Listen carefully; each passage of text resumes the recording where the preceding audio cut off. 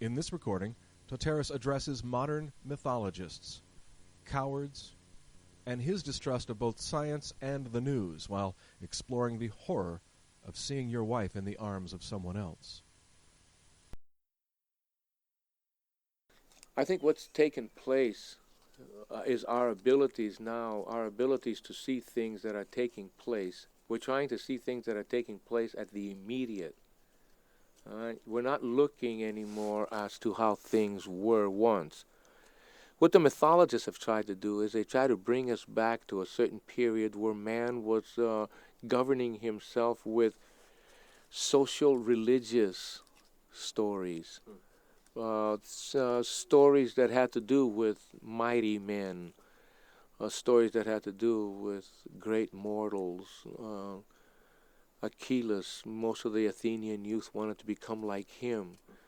They had to do with epics. It had to do with heroism. It had to do with virtues that a man had at that time. He had virtues that had to do with courage, with wisdom. You know some of the virtues, don't you? Wisdom, courage, honor. Honor. He needed that.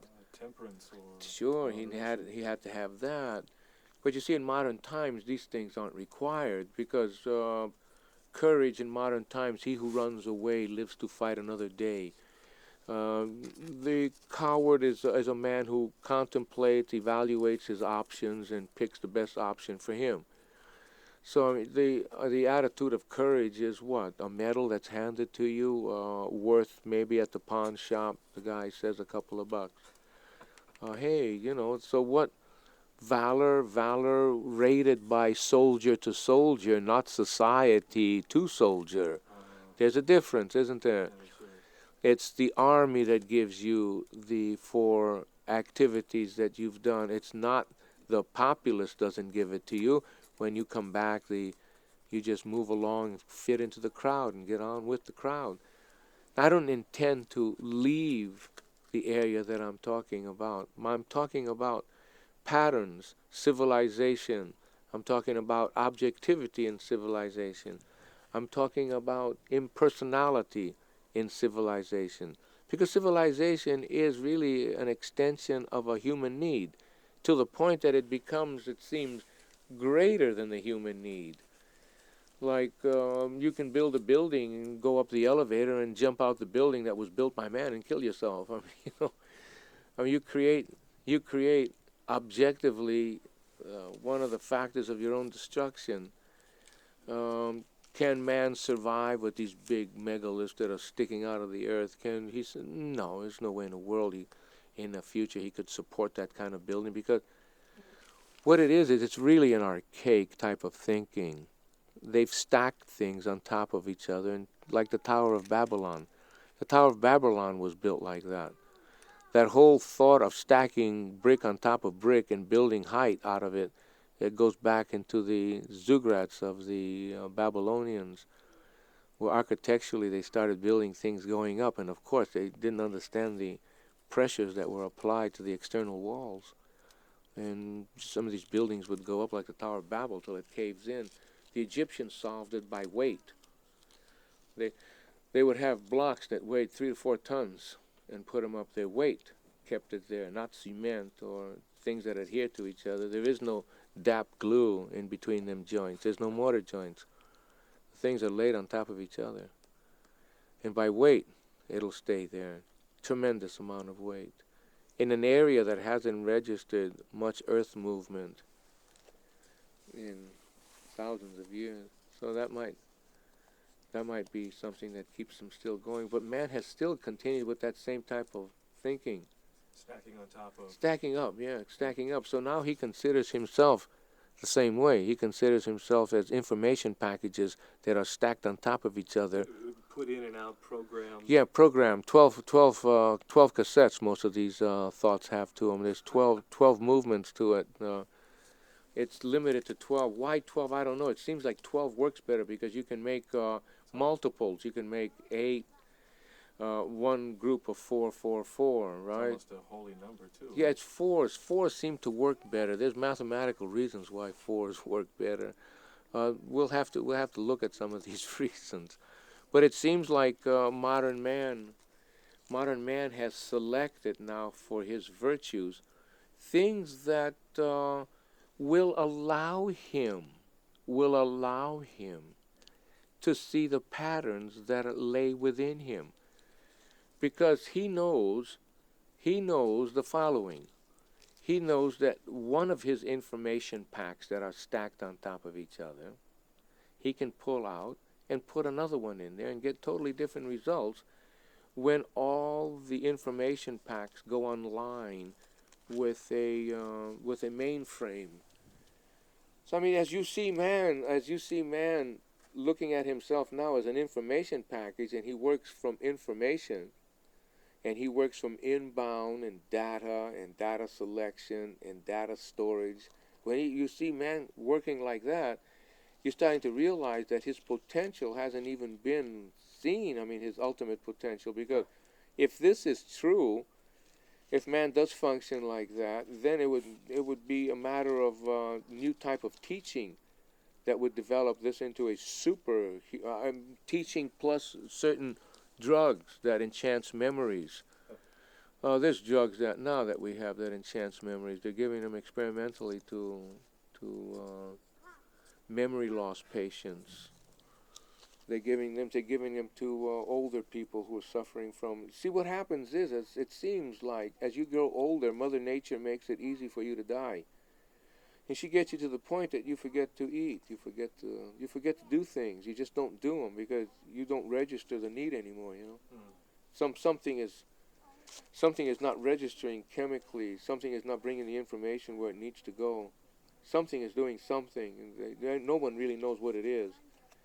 And a lot of hypotheses are being now developed that have to be tested, right? Because that's the mark of PhDism.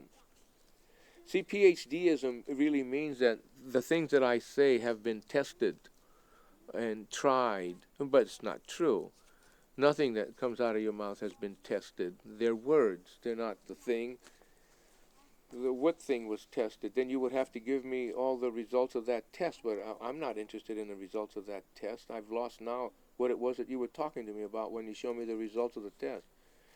Do I want to verify and test you? No. If I like the company of a person, I don't care what he's telling me. I enjoy what it is that he's telling me. I don't seek out the reasons of why he's telling it to me. Right. That doesn't interest me, because by the time I searched out his reasons, he's doing something else with another set of reasons. So that story had its own peculiar, like a man can be telling you at one time, telling you one thing, and tell you the next time the same goddamn thing. You know it's the same thing he told you, but it comes from a whole different place. And then you say which one was which, and you start wondering, it's not important which one was which. It's so put together. It's so put together from different viewpoints. Right, different viewpoints. So what we're looking at is not a truth. We're looking at a viewpoint. We're looking at a viewpoint. And the viewpoint says in this particular conversation, the viewpoint says first, that I can't really trust the words now of the scientist concerning human feelings. I can't trust him anymore. I have nothing to sell. I'm not selling anything, so I don't have to purport that I have found some truth. I just don't trust someone. It's not that I found another truth. I haven't found any truth. I just don't trust him when he says that he has found the truth. And then when one is approached and say that you're saying the truth, he says, no, this is within some statistical probabilities. And of course, hides out in more of that gibberish. So they've taken mankind and they've shoved him inside this whole number crunching machine along with everything else that goes in it. It's just like man has become now part of the laundry that's laundered every week or every night at 6 o'clock at night. At 6 o'clock at night and 11 o'clock at night, the world's laundering machine comes out. The news that launders all the events that take place and hangs them on the public line like clothes in Mrs. McLafferty's backyard, that you knew what she was wearing. She was always wearing that the patches on her knickers were put together right because people could see it. In the old days, people could see what you were about. Like they could tell if you put up pants without the undershorts, or they could tell when boxer type of shorts came, and decent men wore that shit. Like men before wore the union suit with the flap in the back. Yeah, but nowadays you can be anything you want in an instant. You never know who you are. No. Or who you're dealing with. No, you don't know. You don't know who you're dealing with, and you'll never know who you're dealing with, because the one you're dealing with doesn't know who he is either. So nobody knows anybody, so the world can go on now and become really friends. Because you could be as friendly as hell with anybody if you don't know them. Like having a pen pal that you've never met. Or inviting somebody that you've just met somewhere in a foreign land to come visit you when he gets there. And then a year and a half later, the guy calls up and he says, you say, oh yes, I can't make it. I'm just leaving. I just sold my house. I just sold my house. The moving men are here now. We're moving the furniture. Glad to hear from you. Give me your number and I'll call you when I get to where I'm going. Oh yeah. He doesn't have a pencil on him. He looks for a pad. He doesn't have that either. And he says, I got the pencil and pad. Go ahead. Go right ahead. Okay, got you. I'll call you. It's great to hear from you. Right? That's the friendship that's created. Well, man in the past didn't have that concept. Because the virtues that he sought after, the ones he wanted to emulate, were ethical virtues. They didn't have the they weren't requiring the practicality that the virtues of today require. I mean, you can't carry excessive baggage in modern times. You really can't. And it's not, I don't want to say to go back to the ancient times, but what we want to look at is that what the ancient times had actually worked for them. It worked for them. And you're saying what we have now doesn't work for us. Well, it's not working for us because how do I know this? Because from the amount of agitation that's in the society, the amount of fragmentation. The word racist has done more to bring people apart than to ever bring them together. Oh yeah, the word racist, it came first as to condemn another person for what he believes in, right? But forget what it is that he was believing in and just attack his beliefs. So what happened was the word racism attacked belief systems. Whether the beliefs were good or bad, that's not what I'm talking about. They attacked belief systems. And because they attacked belief systems, they attacked the intrinsic part of a human value. Right? They attacked that. So now racism has done more to create the Aryan Brotherhood, to create the black Muslim parties, to create divisions within divisions within divisions, Which is even more fragmented, everything. Yeah, it's more fragmented. And of course, like somebody tries to bring that all together, then you have another Simon Bolivar, you have another Hitler, you have another Napoleon, you have a man who brings all that strife together into some kind of order. We're almost we've almost created another period for that guy to rise, haven't we? Oh yeah, yeah, it's happening. But what's happening now? Greater revolution is taking place than political revolutions. Mankind has accepted the fact that we do need some form of government to rule us or we'd be killing each other.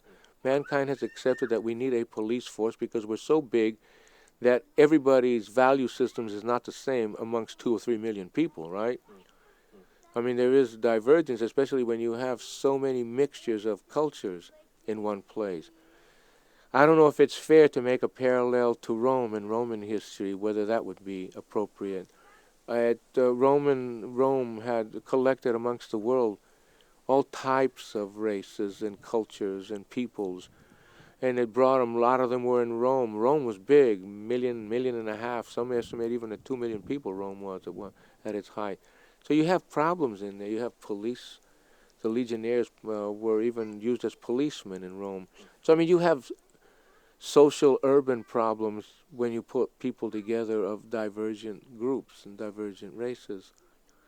And what's happening here with us is that from all this chaos, something good is coming out of it. Because now, modern man has accepted that one of his virtues is his aggressiveness. He's accepted that aggressiveness and all that goes with aggressiveness is part of the bottom line. Right. right? Right, exactly. All right. Modern man has also accepted the fact that in order to make it, you've got to have leadership qualities. Yeah, sure. Not only must you know what you're doing, but you know who, when, what you're about. So modern man is far more assured of his position on earth than ancient man was. Because ancient man knew that his position on earth was reflected upon a lot of things taking place to him. But modern man knows that if he takes his physical yearly, if he has a good friend who is a good lawyer, if he has a good tax consultant that can create good dodges for him on the income tax papers, if he has the various things that are necessary, he can live a good evdomenic life. Evdomenic? Right. Evdaimonia. Pleasure. The highest pinnacle that one can go to in classical times. Modern man can achieve this, but he achieves it by the development, the acceptance and utilization of a new set of virtues. And earlier you called those virtues values. They're values. They're values, absolutely. They're what modern times has to have as its values. You can't criticize these things. The only thing is like taking your dog out and putting it on the leash. We just have to put a leash on it, that's all. We can, how was the leash put on it? Well, it's asking for it. It's asking to be put on the leash, or it's going to create more junk bond schemes. It's going to take more people their money.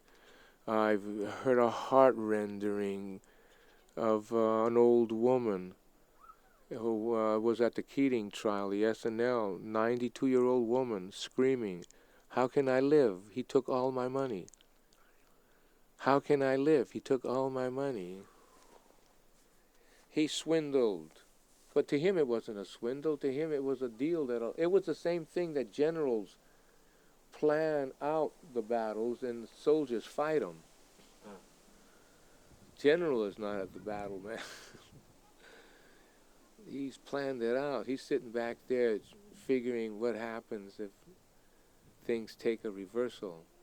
He's figuring out the next move, right? So he doesn't see you or hear you, or he doesn't know you exist. So the philosophy, the viewpoint, not the philosophy, but the viewpoint of the world don't exist unless I see it sometimes seems to be very cruel, doesn't it?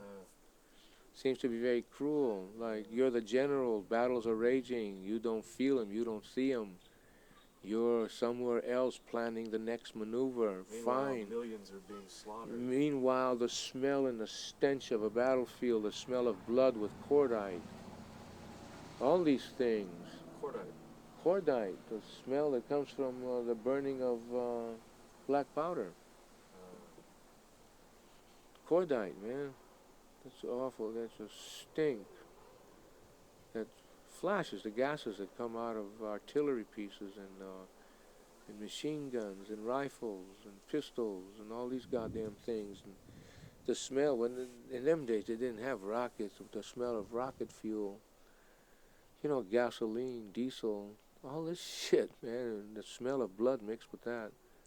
Blood, you know, has a distinct smell to it, you know. God, once you smell it, you know exactly what it smells like. Jeez. It's a stinking son of a bitch, you know, especially when it's been in the sun for a while. And yes, it becomes a smell. You can smell that for miles after a battle. And it gets into your fucking nose. It gets into your memory banks. Because, you know, whatever you smell, you never forget. Your smell is the best memory connector you have. The minute you smell it, you know exactly where it was at, that you smelled that at. The memory is actually phenomenal smell-wise, you know, which is why we feel that we were able to survive by eating certain foods. We would smell them first. And if we repelled from it, we didn't eat it. The nose tells you exactly if you repel from it, it's poisonous, you know. Jeez, we don't do that anymore. We don't even use our nose. It's disguised. Everything's disguised because we've learned how to cover flavors up. Then we learn how to make things tasty. We learn how to make apricots taste like apricots. a strawberry jam to taste like strawberries. You know? We've learned how to do things. But in the process of learning how to do a lot of things, we forgot that we're driven by certain instinctive needs inside of us. And these needs seem to manifest themselves in these wide, divergent forms of desires. Now, someone would say, can you divide need from desire? For the sake of my argument, yes. I want to separate need and desire. Desire to me is the manifestation of these passions, and the passion from some need, some primordial need. The need to, I'm sure that men didn't court women the same way as we court women now. The arboreal creature didn't go to seize candies and buy her a box of 2-pound chocolates, right? He hopped her. He hopped her and he fucked her and he screwed her. And how did he do that? Because he smelt her and the musk was in there. He knew that she was hot. She didn't scream rape or anything else. She just got laid. Somewhere in the evolution of man, you can't do that anymore. You're living in a civilization that has streets and dark alleys and what have you not. And you have to go through the appropriate means of ceremony to get the woman, either by going to the prostitutes or by marrying someone.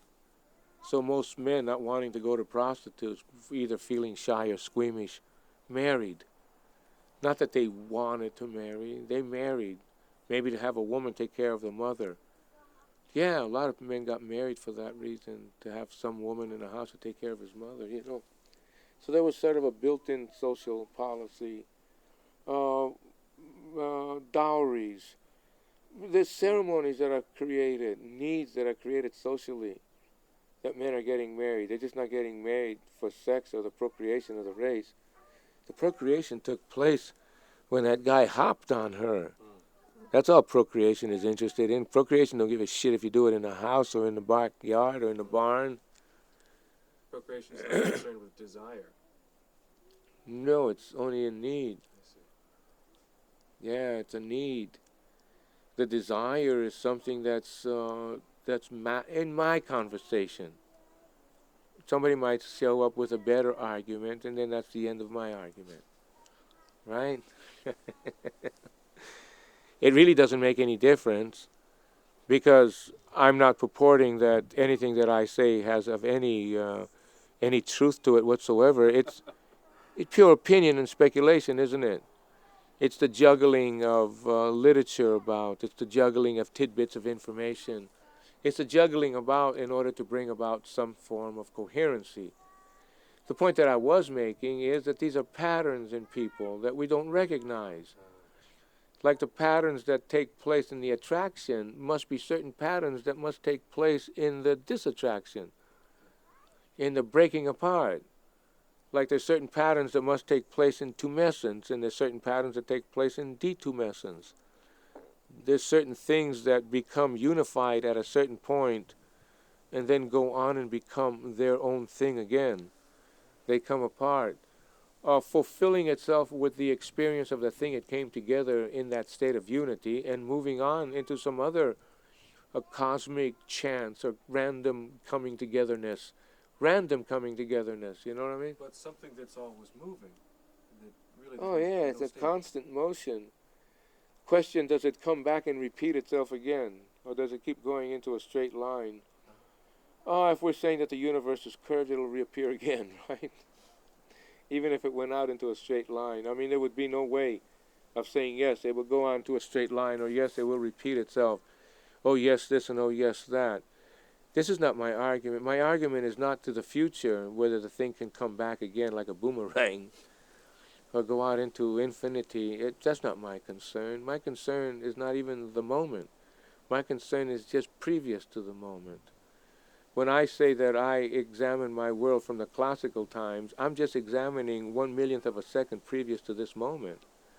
Because 2,500 years in the evolution of man, 11 million years or so, the evolution of a creature of mammals, what do you look at 2,500 years? It doesn't even consider. If you were to play a movie that took 364 and a quarter days to play, and you started it out, the first frame taking place in the creation of the earth, you could go home and come back in the last hundredth of a second when life is found on the planet. The appearance of man is just, the time frames are too small. And they're not small enough to fit man into that movie. So you see, we're just, one step back there. We're only 1%, again, I say, from being a primate. But that 1% is all that was necessary to make us what we are, as opposed to... But wonder if our sexual habits is with the chimpanzee's DNA and not that 1% that's different to us. Wonder if all the things that we get as needs in it comes from that direction as opposed to that 1% that makes man different. What is it that makes him different? His ability to articulate, his ability to move his thumb, the loss of his tail, making him walk erect. His ability to reason? See, by making him become erect, man, he applied mechanically a great leverage. Maybe reason is the byproduct of all these things coming together. You don't know. You don't know. Matter of fact, we didn't have reason until we had Greeks. We didn't have the description of it. I mean, men thought. Men sit and pondered, but they hadn't divided the world yet into the reasonable world and the world of non-reason. Because by dividing the world into the reasonable world, we've also divided the forms of tools that are used to understand the reasonable world. So if we look at the reasonable world, we need a logic that deals with reason. The logic that Aristotle chose was the logic that takes out all contradictions. He takes contradictions out and allows the premise and the conclusion to meet in some kind of unity that's harmonious to each other, right? That doesn't contradict. The conclusion doesn't contradict the premise, or the premise the conclusion, right? But then again, the logic that's used for the study of irrationality would look like what? It would look like the reverse of... It'd have to include all the contradictions. It would have to include all the contradictions. Exactly. The contradictions would become part of its main magnum opus, as we might want to call it, at its huge work. Right? Now, it takes a very imaginative man to put that together. It could be put together, but it requires a very imaginative person, a person who has studied the imaginative works of all the great men. Because all the great men spoke from their imaginations, not from their reason. If they spoke from their reason, they would tell you the things they learned. What they were telling you of things that were to be, a different synthesis, a different combination, something that wasn't there, but was apparent to them that it could be. Right? These men are all united into one type of person. They're geniuses of thought. They're not geniuses of action. They're not sometimes geniuses of emotion. The poet sees emotion that way. The man of action sees battles that way, sees movement, exploration, economics. He's just a man of action. All these men see these things the same way, but they express them differently.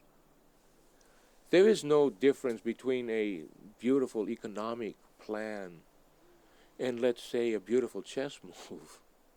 It's really, to see the great Bobby Fischer play, or to have studied some of the games of the great masters, is to see beauty like a flower, entrapment, solicitation, imagination, daring, all these things you see. And you see this in all the areas.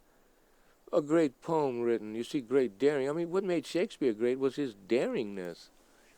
I mean, he dared to see man at that period of time. He dared to see man like that. Only a man that was looking from the bottom up could he have seen people like that.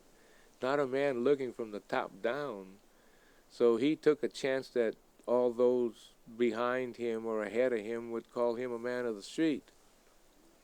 Mozart's greatest works were motivated by the street, by his licentiousness. by his, he knew that a lot of these pieces were just commercial ventures, and he wrote a lot of commercial work for the kings.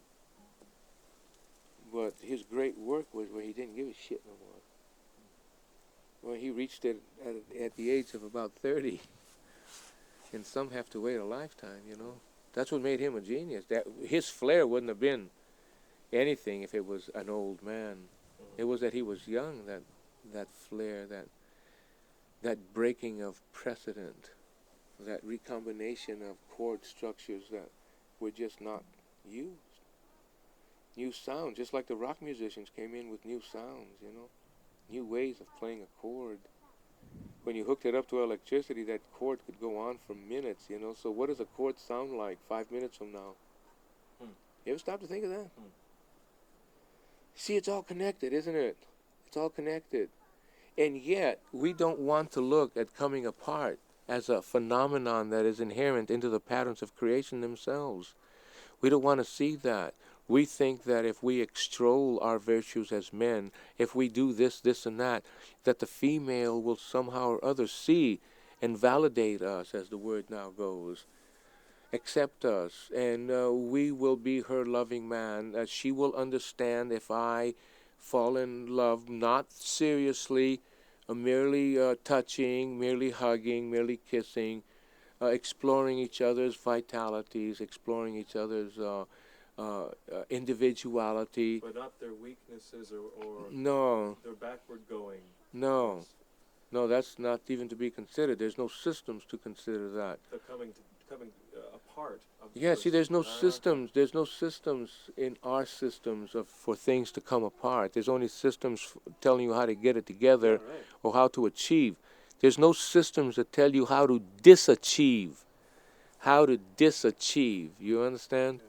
How to exist without the burden of having to. There's nothing wrong with working. I've worked all my life. There's nothing wrong with working. My routines are very regular. The point to working is it has to have also some end in view to me. It can't be merely to pay for my habits. It can't be merely to pay for my rent. It must be something that has meaning to me so I can put all my time in it. I only leave my work where I can't open up my eyes anymore. And then I shut my eyes. Shutting my eyes is my rest, but I'm shutting my... Seriously, the computer has fucked me up, man. I got headaches that are just... My eyes hurt. And yeah, it's become... But I can't escape it. I can't escape it. Stop, I can't stop, no. I can't stop. I might go blind. I can't. I'm possessed. I'm working. You understand? I'm working. I'm working very hard. There's nothing wrong with work. I've been a carpenter all my life. I've worked as a carpenter, worked hard. Why did I choose to be a carpenter as opposed to teaching in a school? Because I wasn't sure of what I knew. I wasn't sure at all because it had been given to me by somebody else. So you could never set yourself up as any authority if you're not sure of what it is you're saying. No, of course not. I'm not an authority at all. I'm not an authority of anything. An authority would have to be able to take responsibility for that which he was authoritative about. And you couldn't second guess it, man. And I really don't think that I know. I'm not being facetious, nor am I looking for some sort of response that would require you to flatter. I genuinely tell you that the problem is far more simpler than we see it. And it's that process of looking for simplicity that makes it so hard. Not its complexity, it's its simplicity. We've made things so complex that nobody understands anybody anymore. Nobody, man. Absolutely nobody understands anybody else. And we call all ourselves friends because we don't know what to call ourselves because we can't remember each other's names. You can't remember another man's name. You have other things. You ask for his card. You're striving for individuality all the time, competing against these guys. You can't remember their name. you go to courses to enhance your memory, but there's so much to remember, so much tidbits and trivia, so much horse shit, and you're wondering where can I put it all in. So I have people that I know who review their information weekly. Review it, man. Review it. They sit down, they take 2-3 hours off on Sunday night and review their information, all the things they know, people's names that are in close orbit. So you put people that are going to be in close orbit, you become more alert to them. Oh, there's methodologies that have been written to develop the modern man who wants to lead. And be aggressive and sell his idea. Be able to sell his idea. So being able to sell an idea requires that we develop a high-tuned salesperson. Salesmanship, you see, is a very important factor in modern times. You can't have, if I'm going to hire a man to carry the corporate flag, I have to make sure that he is number one, can't be pushed around. I don't want a man that can be pushed around and bullied about. I want a man that can take the company policy out to the table, and have to get tough, and pound on a table. That's good. That's part of negotiations. I also want a man who's tolerant, who might know that I'm going to do the same thing, but I'm going to find your weak point and do it another way, right? I'm going to do it another way. How am I going to do it another way? I studied that psychology in leadership studies, how to make a man eat out of your hand when he's not hungry. I've looked at motivational psychologies. I've studied that. I didn't have to go to the university to study it. Because university you have to take also poli-sci 1 and 2, and you might have to take some humanities courses with it. I studied it at seminars, which are bare-boned. Part of my job, got my MBA at Golden Gate College, which is the MBA I feel is my master outline of what it is that I really need. And then I go out and I fill it up with private seminars, such as the ones that I'm attending in your place. Right? I've get letters once a week, many letters in the post, asking me to send them $300 to go down there and learn how. How did I find out that these were the virtues of modern man? I just read my mail. I don't have to. I have to go to no library to have somebody tell me. I tell you the truth, I don't like reading any book that's been written after 300 AD. That's as far as I want to go. I don't think mankind has really brought about any solutions. I'm not looking at solutions. I just see the things that are happening around me, the junk mail that I get. What's happening is they're not recognizing the fact that there are certain things that are inherent in us, that no matter what you're going to do, these things are going to pop out. The things are going to come out of inside of you, and they startle you. Let's say, oh, you must have been in love with some girl when you were a kid, weren't you? Oh, yeah, you bet. And did you ever see that girl being kissed by somebody other than you? Later on. What did you feel like when you fell down? Stabbing in my... A pain. Oh, God. A pain. What is that pain? There's been as many explanations given to that pain as there's stars in the sky. Every person who's ever lived at all of any length of time has experienced that somehow or other. It might have been you saw your mother being kissed by dad. That could send you for a loop. How could she do that? How could my mother, who loves me so, love him? You know, the child is not in some kind of Oedipus complex. The child is in a very, very real feeling. Like what it was in the past is when a male became friendly with the female like that, he usually got rid of all her issue from the previous male. The kids? Oh, he either got rid of them or killed them. Oh, yeah. Oh, absolutely. There's primitive societies today that were... Is that my phone? There was primitive societies that they found in the last centuries that before law stepped in, the colonial laws, that they would kill the children if the husband died and another male took over. They would kill the children. And then other societies, the uncles prevailed, and the uncles took the children. You know what I mean? And then other societies, primitive societies, the child was part of the big group, and the bigger group raised the children. So I mean, there's different possibilities that's taken place. But nevertheless, there is in each culture a way that the woman has of not wanting to fuck the guy, to mate with him.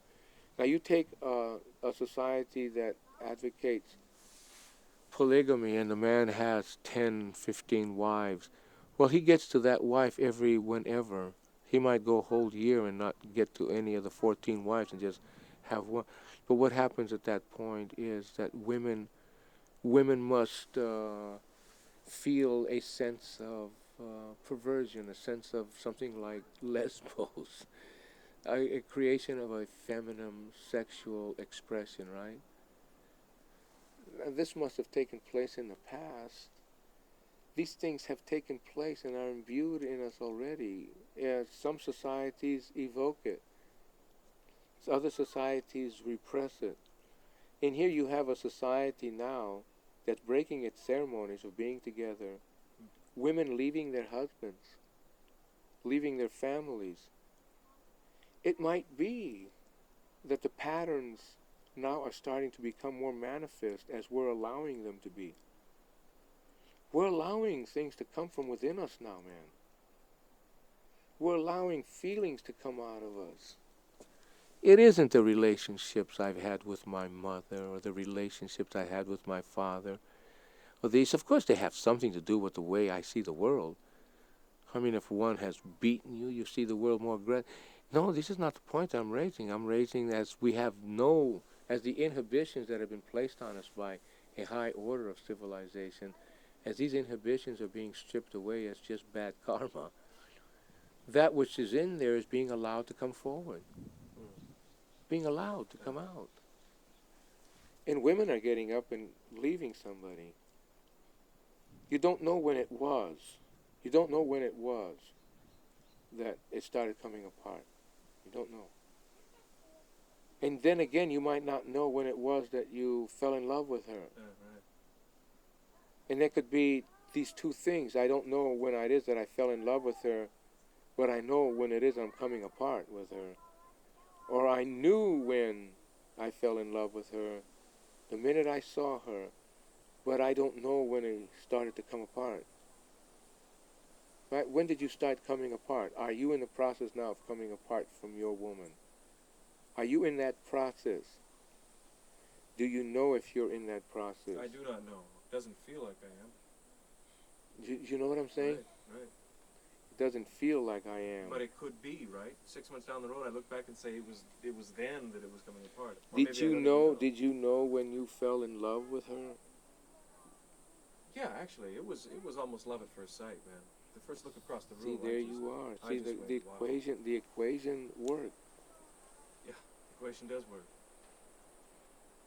You know when you fall in love with him, and you don't know when it is that we're coming apart. Like there's no indications because the sense of paranoia hasn't set in. That sense of apprehension that something's gone wrong.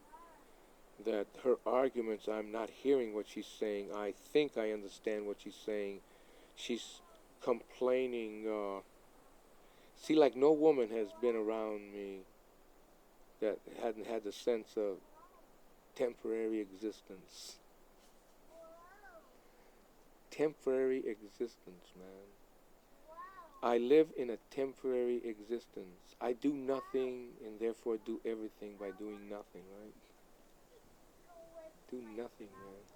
And yet I do something. What does that mean? That means don't bring me no problems. If I can't see them, I don't want to deal with them. If I can't pick them up myself, I don't want to deal with them. I'm not ready to deal with it. When I'm ready to deal with it, it'll manifest itself to me. Right? Like right now, Bibi don't come around to bother me because she knows I'm thinking. She's seen me like this before. No, I don't let nothing in my head.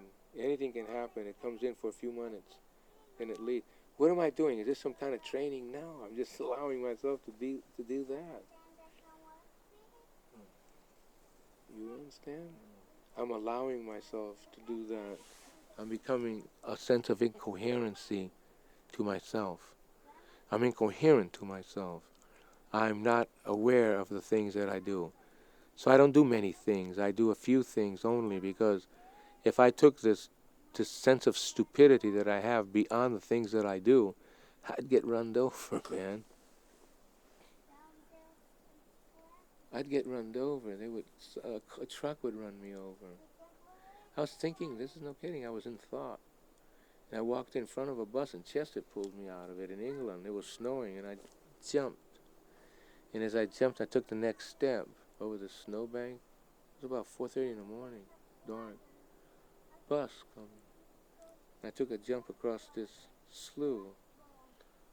And Chester grabbed me for making that forward move, and that bus went just like that. I mean, you would think that I was in some other world. So going out when I was in that world wasn't a good idea, so I would stay in a house for months while I was doing what I was doing, right? Now, can other people afford to do this? I don't think so, man. Most people have, a job, mortgages, house payments, kids to raise. So most people can't allow their feelings to take over because of the various needs that they have. I mean, there's no way in the world that we can explore our feelings to their maximum, because we're not living in conditions that allows that. Not because they wouldn't allow it morally. That's not the issue.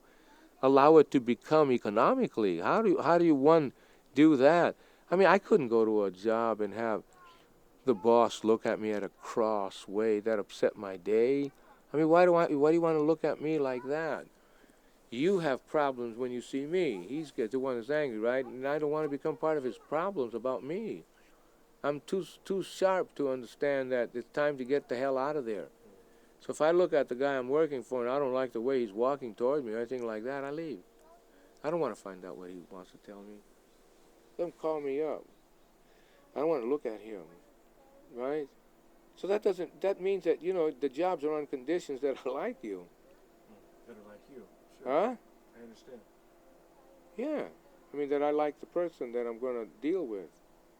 That he's past my feelings, But the world can't run on that kind of discrimination, right? This is idealism at its extravagant point. I mean, nothing is to disturb my peace and tranquility. Isn't that the classical view? Yes, I don't want anything to disturb my thoughts when I'm eating. I don't want to have any thoughts that are bothersome when I sit down to eat.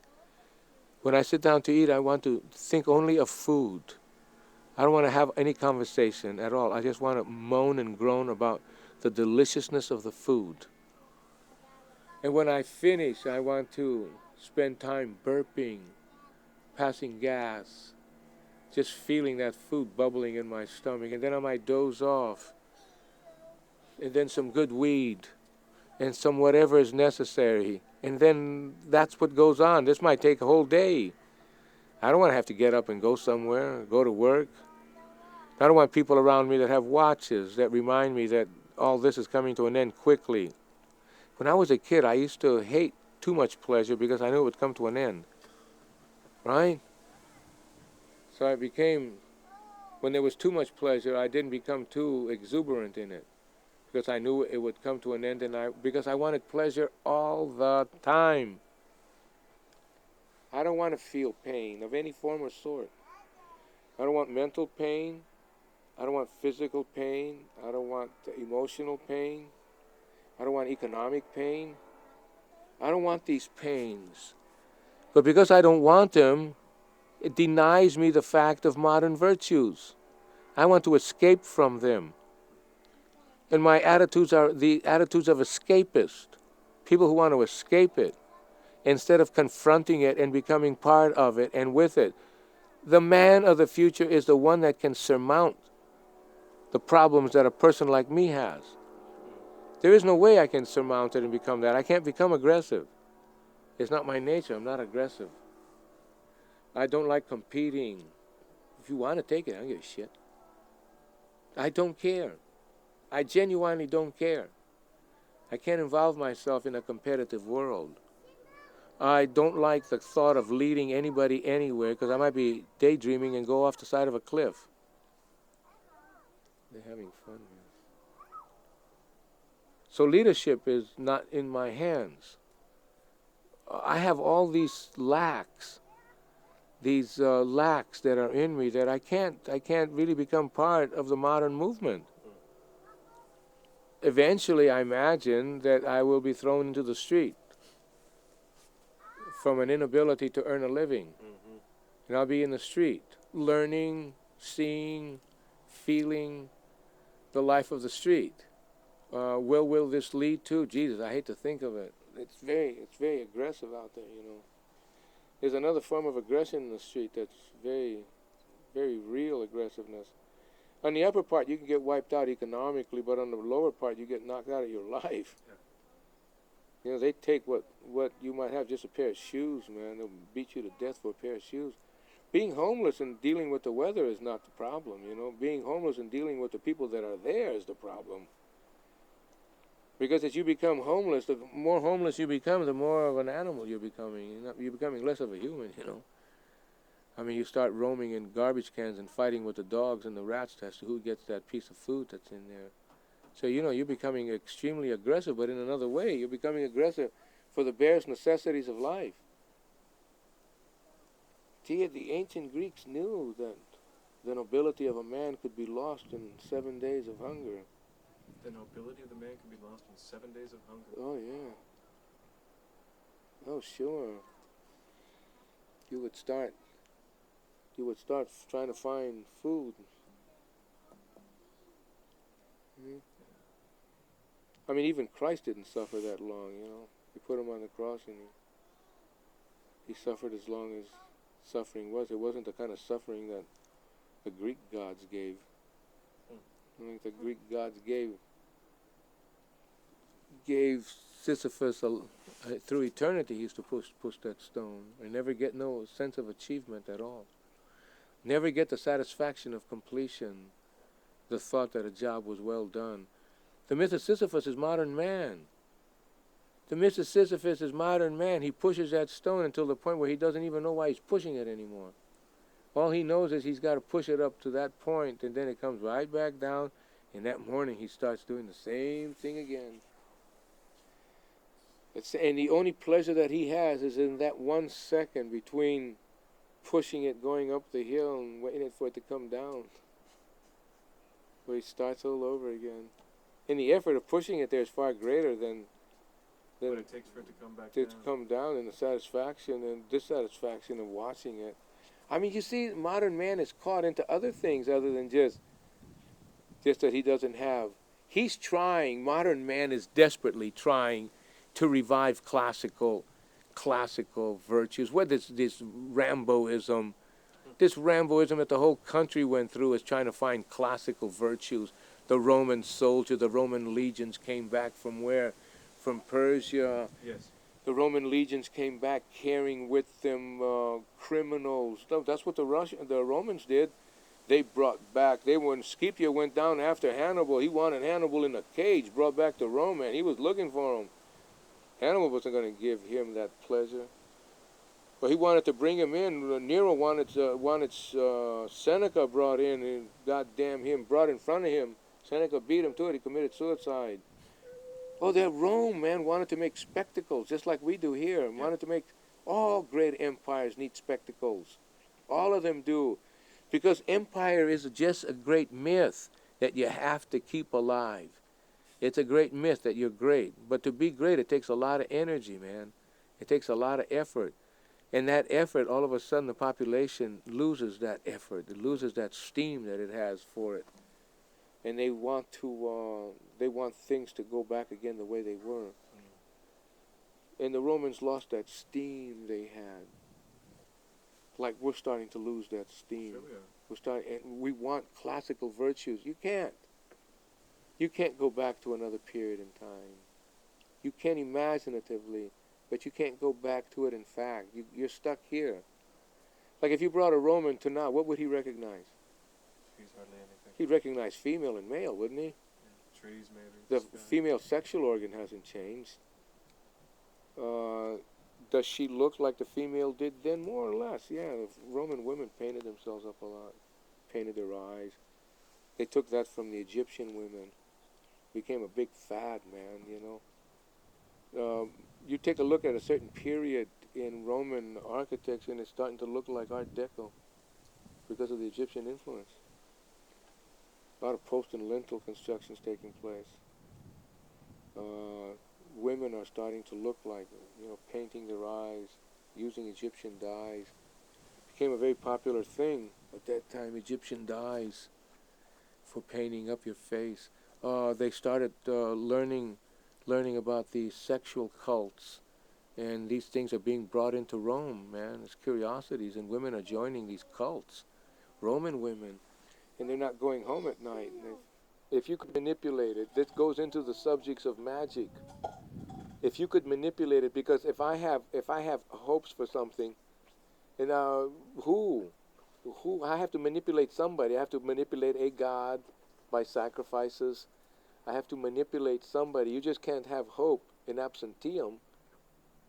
You can't sit and have hope. You have hopes that if there's a condition to hope. See, hope has a condition, but we see it as one total package. But it has conditions to it. Like a prayer gives an evocation to the gods that there's I need something to take place, and I'm starting to manipulate the favors of God by this invocation that I'm going to perform, and I perform it with certain sacrifices, and I appease the gods a certain way in order to make a connection with them. I mean, it's just not hope. Hope by itself is. I hear you. You know. Yeah. Hope by itself is a desire. How you effectuate it goes with that. Mm-hmm.